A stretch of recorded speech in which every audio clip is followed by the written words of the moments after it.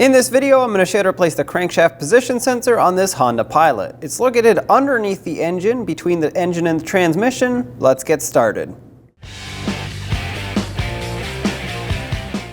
Underneath the center of the engine, right by the exhaust, you'll see this cover between the transmission and the engine block. That covers our crankshaft position sensor. With a 10mm socket, remove the two bolts holding this cover on.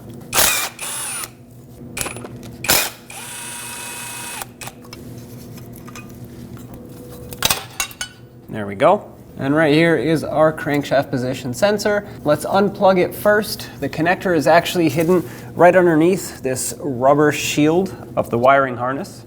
I'm going to very gently peel this back just so I can see what I have to press on in order to actually press on it and release the connector.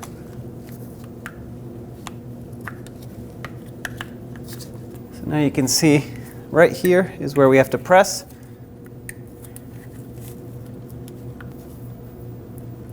There we go. Set that aside. We'll shake it off just in case it has sand in it. A 10mm socket will be able to remove this bolt for you that holds it down.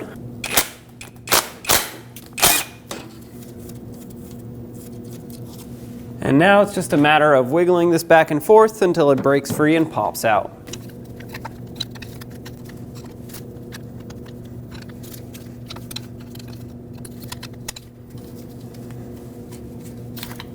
All right, there it is. We'll clean the area. Now if you had your new sensor, you would gently take it and put it right back into the opening. You can put a little bit of engine oil on the O-ring that seals it up. This way it'll slide in easier. And you want to press it all the way in.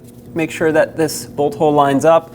And you want to make sure that it's pressed in all the way in by hand. Otherwise, when you put this bolt in, if this isn't seated, it'll actually pull it at an angle, which can cause this to break. Tighten up the bolt. All right. 8.7 foot-pounds is the torque. At this point, we can plug it back in. There we go. Make sure it clicks. And then we're going to have to reinstall the rubber boot that goes over.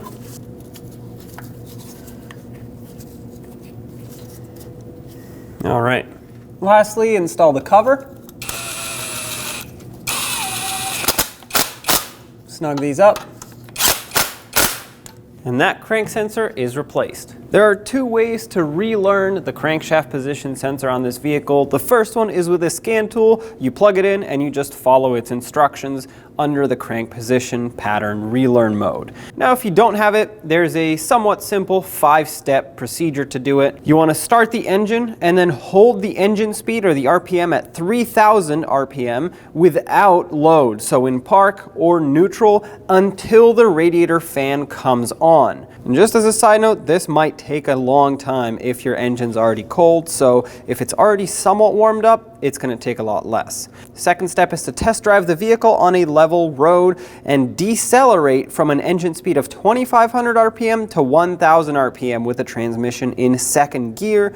That means engine braking. What this means is you go up to speed, you put the transmission in second gear and lock it in through the shifter, and then you let it decelerate or engine brake from 2500 to 1000 RPM. Now you want to repeat the second step several times. So once you hit 1000 RPM, accelerate, let it decelerate. Accelerate, let it decelerate. Once you've done that and you can pull over safely in an area where you can park the vehicle, go ahead and park it and switch the ignition off, but leave the key in it. So don't take the key out, but once again, turn it off completely. Then turn the ignition to the on position and wait 30 seconds. After that, it should have completed the crank relearn cycle. When only the best will do, demand TRQ. The only company that lets you view before you do. TRQ is committed to offering the highest quality aftermarket auto parts that are engineered for peace of mind. Thanks for using and viewing with TRQ.